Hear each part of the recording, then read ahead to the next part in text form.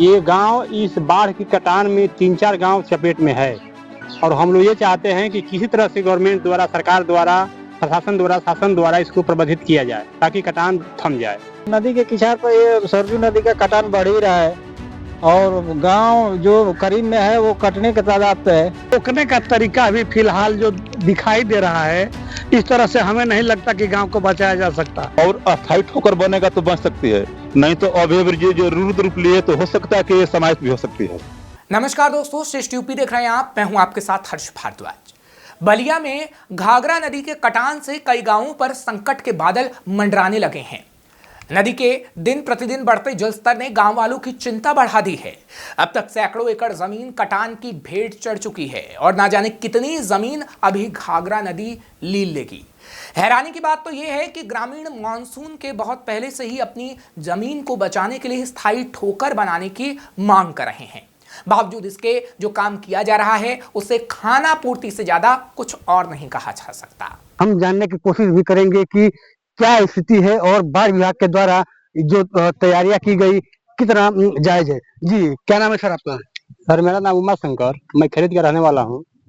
ये गांव इस बाढ़ की कटान में 3-4 गांव चपेट में है और हम लोग ये चाहते हैं कि किसी तरह से गवर्नमेंट द्वारा, सरकार द्वारा, प्रशासन द्वारा, शासन द्वारा इसको प्रबंधित किया जाए ताकि कटान थम जाए। नहीं तो खेत तो गिर गया, अब पूरे गांव पर ये हमला बोलने वाला है। तो इससे कितने गांव प्रभावित हो रहे हैं? और अभी फिलहाल तो 3-4 गांव हैं, वो एकदम बिल्कुल चपेट में आने वाले हैं। सर, अब तक कितना किसानों की जो उपजाऊ जमीन है अभी अब तक? सर, कम से कम तो 500-600 एकड़ जमीन विलय हो गया पानी में। तो इसके लिए बचाव के लिए क्या उपाय किए गए सरकार द्वारा और जो विभाग के द्वारा? सर, सरकार के यहाँ हम लोग अपने वार्ता करते हैं, बात करते हैं, मतलब अरे ज्ञापन देते हैं, लेकिन कोई सुनता नहीं। जल्दी सुने भी हैं तो लास्ट में सुने हैं वो भी विफल रहा बिल्कुल। तो क्या इसमें बाढ़ विभाग के द्वारा कोई कार्य किया गया है? हाँ सर, किया गया ना। वो जी ट्यूब बोरी डाली गई है, ये परको पानी डाली गई है, लेकिन इसे कोई इसका अवरुद्ध नहीं हुआ है, सब ऐसे ही जारी है अभी। क्या कभी जब यहाँ पे जो कार्य होते हैं कोई अधिकारी आता है देखने के लिए, कैसा कार्य होता है, कितनी गुणवत्ता होती है कार्यों में? सर, एक बात है, विभाग आता है तो कोई भी किसी भी लोकल व्यक्ति के सामने कोई वार्ता नहीं करता है। वो आपस में ही जो भी बात करेंगे ताकि कोई जानकारी किसी को न मिले। क्या नाम है आपका? मुनीप प्रसाद। मुनीप कहाँ के रहने वाले? बस खरीद गांव का है। ये अभी क्या हालात हैं आपके ग्राम सभा में? ग्राम सभा में ये नदी के किनारे पर ये सरजू नदी का कटान बढ़ ही रहा है और गांव जो करीब में है वो कटने के तादाद पे है। विशेष रूप से अभी बंद नहीं है, प्रक्रिया चालू है, कट रहा है। तो यहाँ तो बाढ़ विभाग के द्वारा कार्य भी किया गया है, देखा जा रहा है कि तो उससे कोई प्रभावित नहीं हो रहा है, वैसे ही कट रहा है, उससे कोई दिक्कत परेशानी नहीं बन रहा है, नहीं रुक रहा है, कटान चल ही रहा है। कटान चल ही रहा है। दादा, क्या लग रहा है कि अभी जिस तरह से कटान हो रहा है नदी में, क्या गांव बच पाएंगे? क्या जो रफ्तार है और जो इसके रोकने का तरीका अभी फिलहाल जो दिखाई दे रहा है, इस तरह से हमें नहीं लगता कि गांव को बचाया जा सकता। जब तक यहाँ कोई अस्थायी ठोकर का निर्माण नहीं होगा, इस पर कावीन और जियो ट्यूब से कुछ नहीं होगा। यह लूटने का एक तरीका है।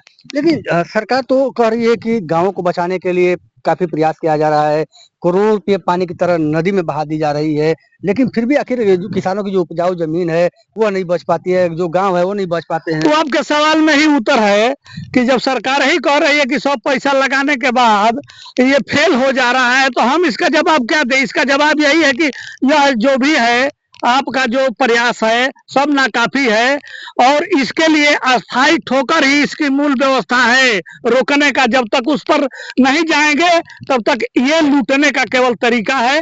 केवल 2 बोरिया इसमें डालिए और पेमेंट लीजिए, घर जाइए और ये कटान अपना चालू रहेगा।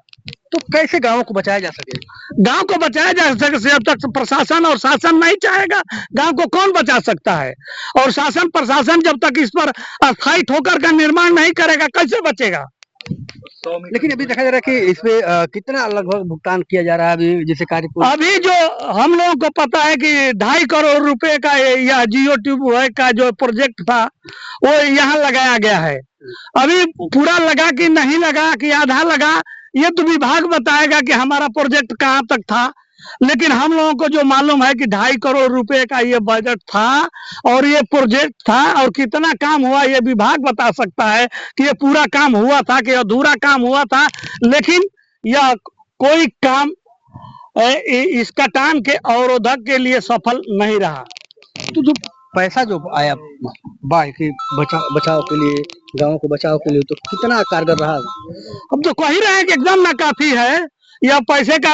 अगर यही पैसा स्थायी कार्यक्रम में लगाया जाता है होकर के निर्माण में, तो यह कुछ कारगर होता। यह स्थायी जब तक नहीं बनेगा, इस तरह से इसको बचाया नहीं जा सकता। जी, तो अभी मेरे साथ कुछ लोग और हैं, इनसे जानेंगे। क्या नाम सर आपका? सर हमारा नाम नया है, कहाँ के रहने वाले हैं? हम खर्च कराने वाले सर। क्या स्थिति है अभी घाघरा की? ये स्थिति जो है घाघरा बहुत आप देख ही रहे हैं कितना तबाही मचाए हुए हैं।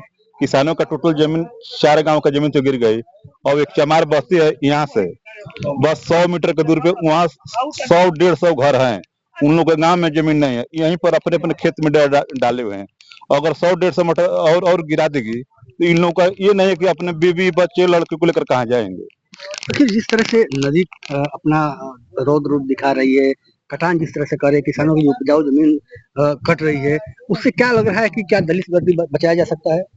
और अस्थायी ठोकर बनेगा तो बच सकती है, नहीं तो अभी जो जरूरत रूप लिए तो हो सकता है कि ये समाज भी हो सकती है।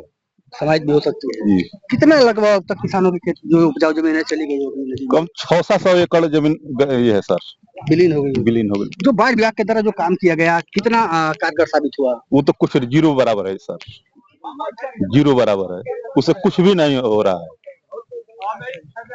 क्या अधिकारी इस पे कोई संज्ञान नहीं लिया कि जो काम हुआ? हम लोग बहुत विज्ञापन दिए, पूर्व में जैसे उनको विधायक को दिए, जिला अध्यक्ष को दिए, MP को दिए, इसके बाद से मान किसी तरह से सुनवाई होकर ट्यूब वाली बोरी पड़ी, 2.5 करोड़ के लमसम पास हुआ था।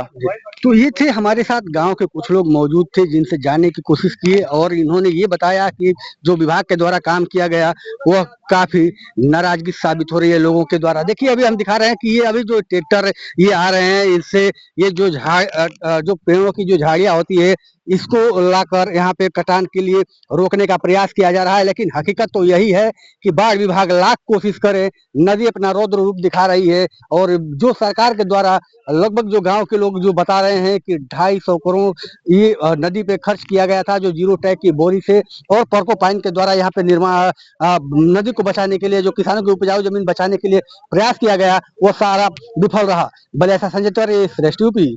फिलहाल ऐसी और खबरों के लिए आप देखते रहिए श्रेष्ठ यूपी।